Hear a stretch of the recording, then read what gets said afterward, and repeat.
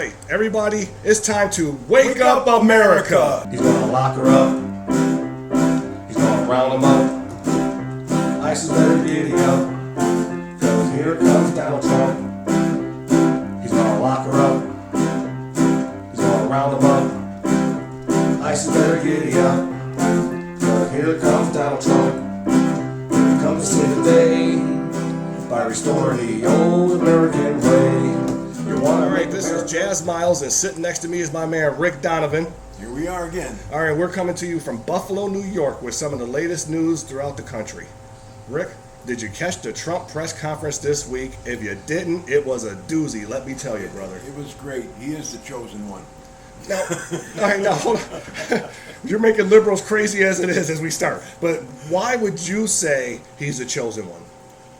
Well, for one, he said it, but the thing of it is, it's like, I don't know what it is, but the stock is great. Trade wars are getting eaten. There's no more like lopsided trade wars.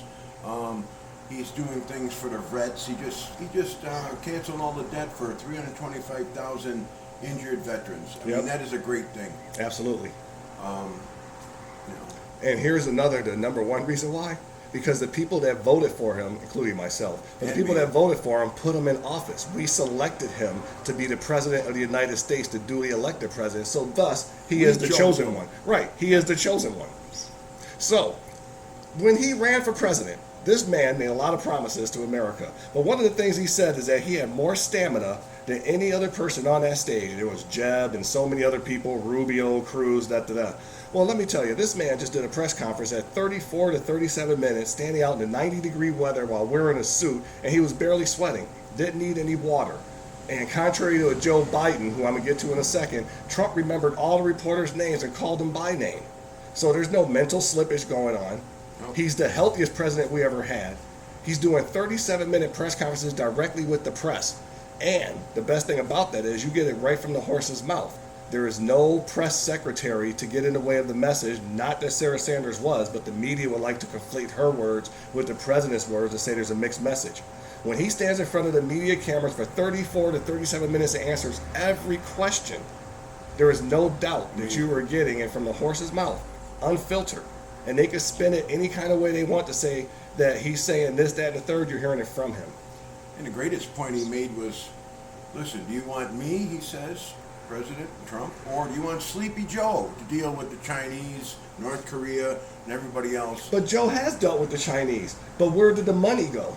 In his son's pocket? And his brother, and Joe's brother, So when Trump says to you that the Chinese would love for Sleepy Joe to get back in, it's because China already has dealings with Joe Biden. They know how Joe would handle the situation, which means China would be getting over on us in more ways than one, if you understand what I'm saying. And I guess what President Trump was saying, I guess it's like over 50 years since China has finally been losing money. Right. Now, and when you talk America about is making money. Right, and when you talk about the money part, if they're getting $500 billion a year, $500 billion a year over on us, and our deficit is 22 trillion. You figure in 10 years, half of that deficit could be wiped off. Yep. Now you consider that a week ago, he took away all the benefits from any immigrants coming in where they're not getting food stamps and this, that, and the other. That saves $56 million a year. So in 10 years, that's $560 million off. Like, you see where this is going with the deficit? Yeah, I mean, the man knows how to handle money, and he knows where money is being wasted.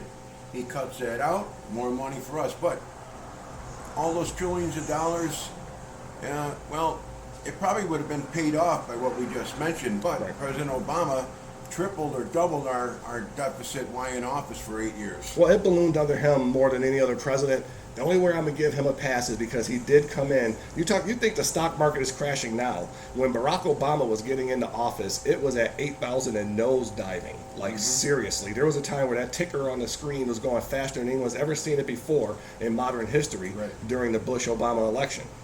But what Donald Trump is doing is he took it from 13 or 14,000, it was up to 27,000. So if you, let's say, had $13,000 and you met the most perfect person in your life, man, woman, pet, whatever. And since you met that pet in 2.5 years, your 14,000 went up to 27,000.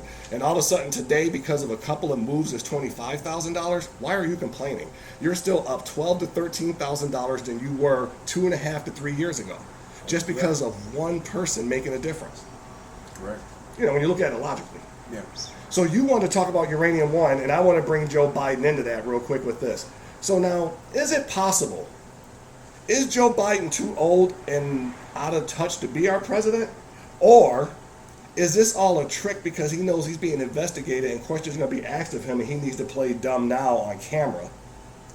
Well, let's see, the uranium deal. Uranium deal was made in 2010 under the Obama administration, and while Secretary of State was Hillary Clinton. Right.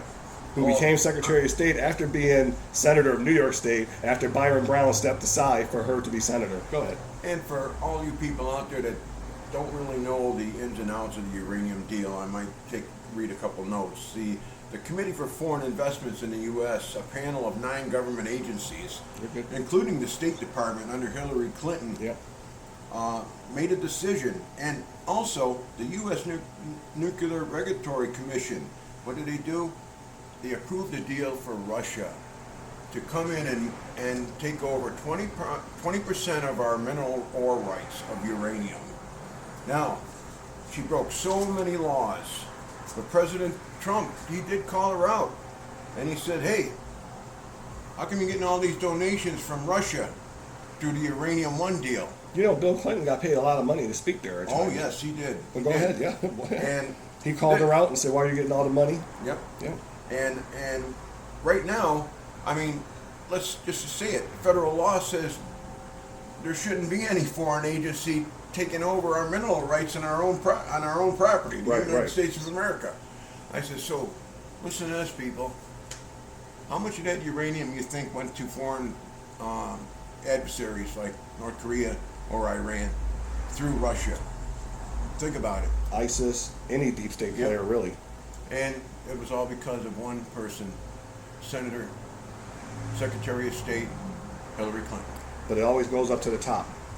Correct. And I think Obama, he should be investigated. He allowed this under his watch too. So, you know. Now, and here's the thing. Now, once again, this is not bypassing Barack Obama. But out of the 3 people you just named, Barack, Joe Biden, and Hillary, who had the least amount of political experience? Barack Obama. Yes. So he was only a senator. It is quite possible. So Trump said the other day that Russia outsmarted Barack Obama.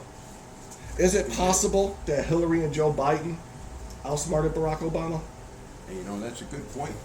You know, and I believe so. Is it possible that 2 more experienced politicians who were already friends before Barack Obama was even in politics, the Bidens and the Clintons, is it possible Oh, definitely. that they set him up for failure? You know, it's Hillary. I mean, you know, the Clinton Foundation's making buku dollars, hand over fist. They go, he talks here, he talks there. He's just talking BS, you know, to the people, to the masses. I mean, that was a great way for them to make money through the Uranium One deal. Right.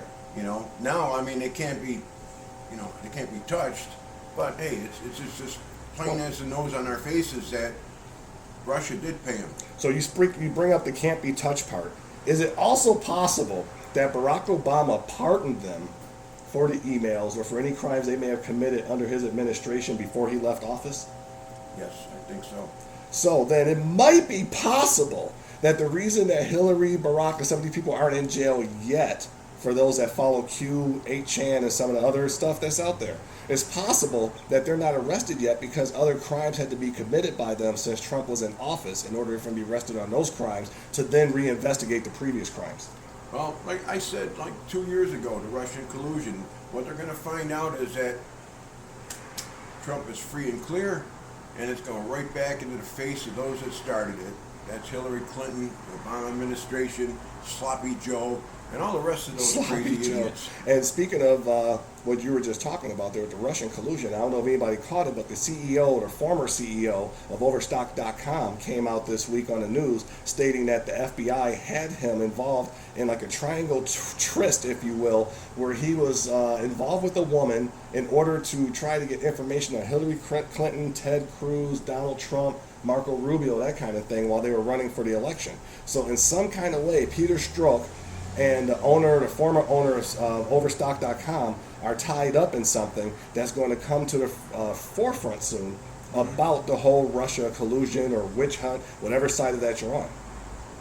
Well, I knew this was going to happen because President Trump is the chosen one. Jesus Christ is behind him. He just sat back and he waited. Should I put my theory out online now since you said that? Go right ahead. Okay, so here's my personal theory by Jazmiles. If Eve is the first woman of the Bible, and Jesus Christ was involved with Mary Magdalene, and when Jesus Christ comes back, he's supposed to rule for millennia, while Christ was a carpenter, well, how ironic is it that Donald Trump, in a world with no coincidences, for the Q fans, there's no coincidences. So how ironic it is that Donald Trump's first wife is Ivanka, with the Eve, Ivanka. Donald Trump's second wife was Marla Maples, to go with the Mary Magdalene. And then he's supposed to rule for a millennia when he returns, and Donald Trump's current wife is Melania Trump, while being a construction, which is basically carpentry with concrete, right? It's amazing. So those four things right there are where there are no coincidences, especially in the QAnon world, of Eve, Mary Magdalene, and Christ ruling for a millennia, while being a carpenter, with Donald Trump being married to Ivanka, Marla Maples, Melania, and being a construction. I don't know what to tell you beyond that as far as the chosen one part goes. Well, it just shows you that God has ways of opening the eyes of people. Right. And that's what we're trying to do to you people out there, open your eyes.